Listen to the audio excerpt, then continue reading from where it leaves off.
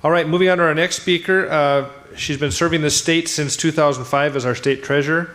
She's a member of several state boards that allocate resources to western North Dakota. Her office also distributes the 5% oil and gas production tax, which is now a new formula set by the last legislative session. I find her website most helpful. I go to it as a finance commissioner probably every day, Kelly. Click on all the little boxes and find out if we got anything or didn't get anything from that day. So please welcome for this presentation North Dakota State Treasurer Kelly Schmidt.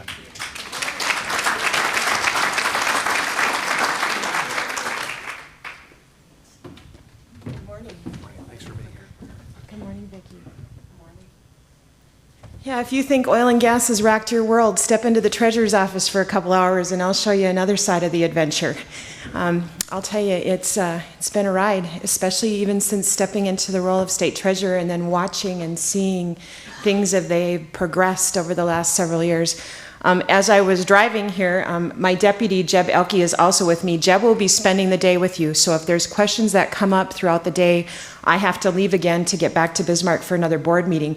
I was on the land board call this morning, and that meeting, I think, just adjourned about 20 minutes ago. I got on right up to the tail end. So decisions were made, and I'm sure those will be reported back to you with Lance Gaby. But things are moving along. And as you know, there have been some changes to the formula. The formula is an interesting process in our office because every time we have an opportunity to educate not only our staff and ourselves, but to educate you, they change it. And then we get to go back to the beginning. And I will share, I have to thank all of you from the North Dakota oil producing counties, Vicki and your team. We know that things went very well with that education process over the course of the summer because when we kicked those dollars out this last week, we only received 2 phone calls. And that tells me that you all are getting it and we're able to communicate it and Vicki and her team are communicating it and we're all working together. And that is how we can best serve the people. And so I thank all of you for that. And I thank you for the opportunity to be here today. We're going to talk a little bit about the distribution. Okay, I hit the big button. Which button? The bottom? The bottom button. What does that do? It didn't do what I wanted it to do. Brady's the expert. Brad, there's a button on the very bottom of that clicker. That'll sync it up. On the very bottom. On the underside of it. Oh. On the back side. Okay. Did it do it? Try it. Okay. So now I just hit the middle button. Hit the side button. This one? This one over here probably do that. Okay. There we go. All right. Before we get started real quick, when I came on board, the oil and gas distribution was a quarterly distribution that was done out of the treasurer's office.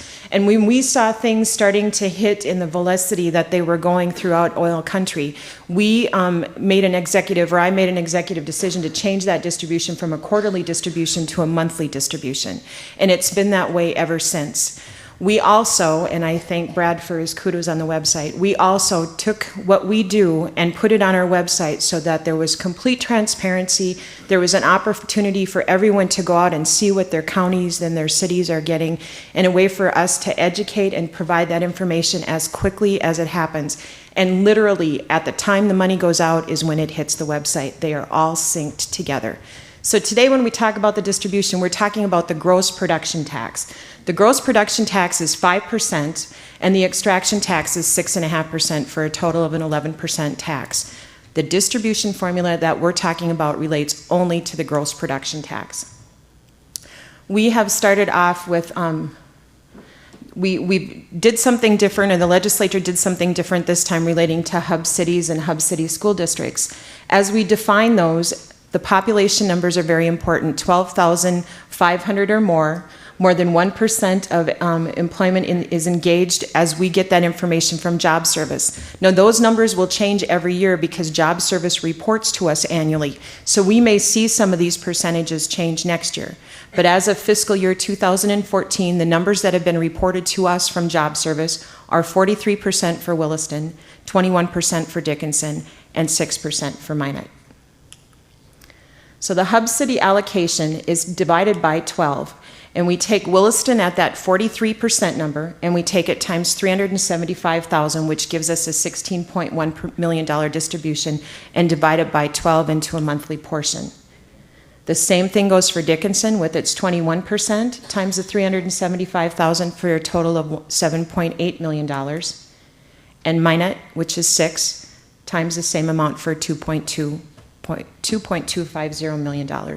Those amounts are distributed monthly, and those first payments were received in your coffers this month, or this week. Next to the hub city school districts, we take those same numbers, 43 for Williston, times 125,000, which gives us $5.375 million, which goes to the Williston hub city school districts. Dickinson, once again, is that 21% for a $2.6 million distribution, and Minot is 6 for $750,000. Now remind you that these are all split by 12 and distributed monthly.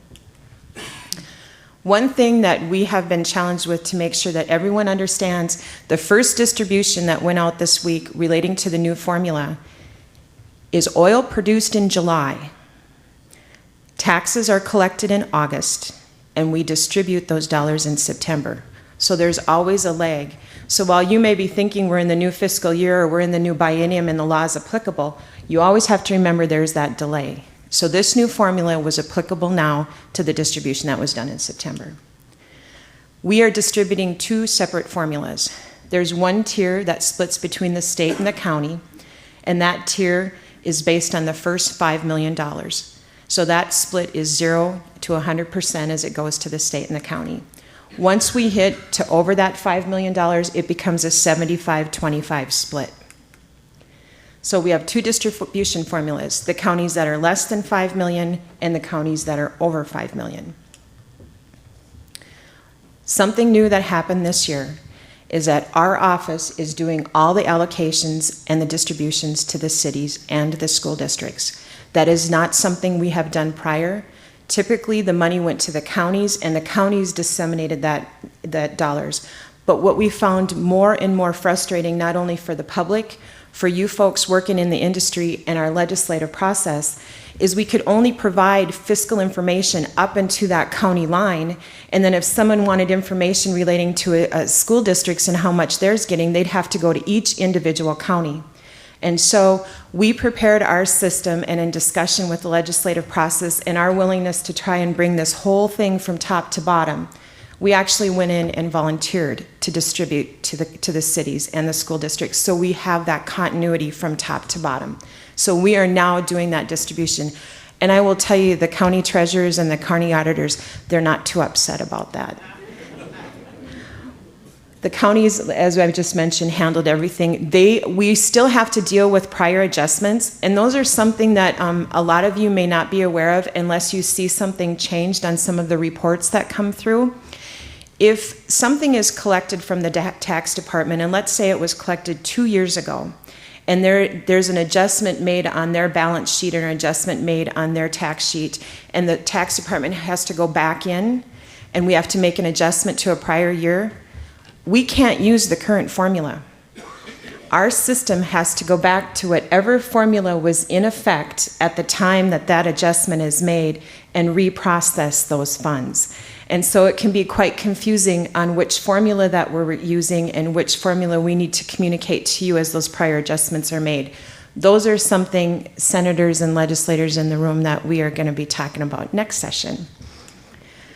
The new formula also, as I mentioned, the counties less than $5 million are Bottineau, Golden Valley, McHenry, Renville, Slope, Ward, Mercer, and McLean. So we do one distribution formula process to those under that 5 million, and there they are.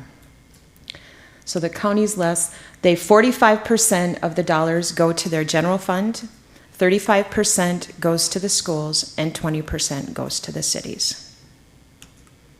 Then we have the counties over 5 million. Now this is for the current fiscal year.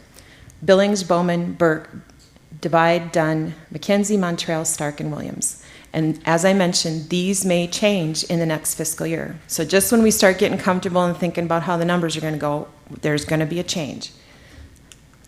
So the counties over 5 million, 60% goes to the general fund, 5% to the schools, 20% to the cities, 3% to the townships allocated by miles. And we're going to talk about townships in a few minutes.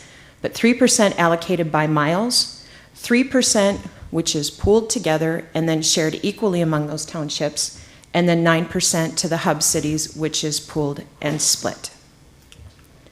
So let's talk townships for a minute. Townships have become a real big deal in the legislative process, not only in the distribution of oil funds, but also in the distribution of transportation dollars and just different means, whether it relates to weather-related distributions and road adjustments. So we've been really spending a lot of time on a township. A township refers to a congressional township, which is 6 miles by 6 miles. They can be organized or they can be unorganized. But the fact, if a township straddles, and we have townships which sit in 2 different counties, if a township straddles 2 participating counties, it's entitled to the full amount that would be distributed from the township portion of the distribution.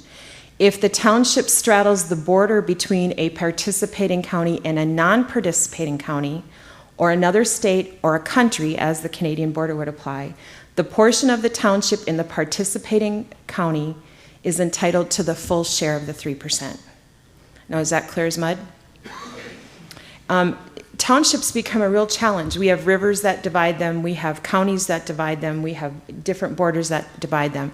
So we are working right now to establish and adjust our policies to accommodate the needs of the townships, and working with the Attorney General's office. As you'll see, we just have a letter dated yesterday, as a matter of fact, to make sure our definitions are correct, and we will be working with the county auditors and the county treasurers and the county commissioners to make sure that we're all using parity, that all the townships are created the same as it goes from county to county in the distribution of the oil process. Counties over 5 million. 9%, as you know, goes to the hub cities. That's Williston, Dickinson, and Minot. 60, 30, and 10. The distribution information that we have shared today is all available on our website. The flow charts are there, the dollar amounts are there, the search options are available. You can go in and put in your county. I know, Roger, you're pretty good at that too, of how you get in there and you move that. But all of those options are there. And I want to make sure that you know that if you have questions or things just aren't coming together for you, there's an amazing group of people in the Treasurer's office that are willing to answer your questions. Jeb, our account manager, Ryan Scrow, all of them are there. They're there to answer your questions. Ryan just started with us. He was a new FTE that we added onto our staff the 1st of July, and we got an emergency clause on that position to get him in when we were developing this new formula. And after you have tested it, you have built it, and you have lived and ate it for 90 days, between Ryan and Jeb, they've got it down. So you call the office and answer those questions we'll get. This is my world. This is the oil and gas distribution as it relates to the gross production tax.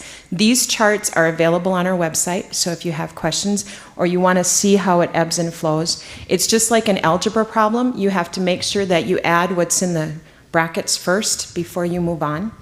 But it can be, it leads for interesting conversation, as I'm sure all of you know. But this is what we work with every day. This is what's built into our system, and this is how we process those dollars that are coming into the state. Now let's talk for a minute about the township road distribution. $15,000 per township for the counties was received, more than $500,000, but not less than $5 million in gross production tax. Those monies were distributed in July of 2013, and there will be another distribution as it relates to those townships in May of 2014. Fiscal year 2013, Mercer, McHenry, and Ward do not qualify based on the calculations that we've done. But as we work through, this won't change, but moving forward in fiscal year 14, something may be different in the future. That's the end of my formal presentation. These are the names that you want to know if you have questions. All of it is on our website, those names, those contacts, all of that information. I am happy to answer any questions that you may have of me, and if I can't, I will defer to Jeb. Oh, you guys know this. No questions. Okay. Well, I know there's a lot of people in this room that, Lynn, I see that you're here, and I want to say thank you for all the efforts they have. Linda Svihovic is not here. Linda was a real lead, too, for us, calling during the legislative process to find out, as we were working on technical issues that relates to these distributions, to be able to call some of you folks in the counties has been very, very helpful to us. We're more about the nuts and bolts, but we need to make sure that there's not unintended consequences of some of the requests that we're making as we see it from our side, making sure it's not affecting what's happening on your side. So there's been some pretty amazing people in this room and some that aren't in our room, and I want to make sure and say thank you. With that, have a great meeting.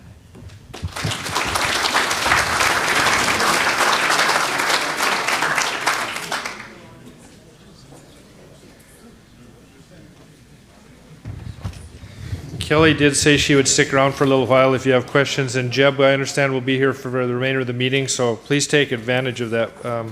It's not nice that they come here and meet with us instead of having to go to Bismarck to do that, so we do appreciate what you do for us. The 23rd distribution that I saw on our website was much welcomed by the city of Willis, and I'm sure all of you out there as well. It's an important piece of quality of life for us that we get those fundings, and she's responsible for that with her office. We do have scheduled now a short break. You want to do any changes to that before we get into it? We have a little extra time moving into the break. The bylaws change and the resolution. Okay. So, for this afternoon, be aware. What Vicki has asked me to do is remind everybody to please look in your materials you got when you got here this morning. There is some bylaw changes related to the coal counties potentially coming into being part of the organization formally. And the second thing is there's 2 resolutions for your consideration as well that we're going to ask you about this afternoon for support. So if you could look those over. We have our panel discussion, which is scheduled to start at 11 o'clock. So it's about 10 o'clock now. As they said, we're ahead of schedule. Please take some break time. If you can start to filter back in here about 10:45, then that would help us to start exactly right on time again to get to the luncheon after the panel. And please remember to support the exhibitors that are out here for us today during your break time. They're important to us. As they support us, we want to support them. So I'll expect everybody to come back in here starting about 10:45. Thank you.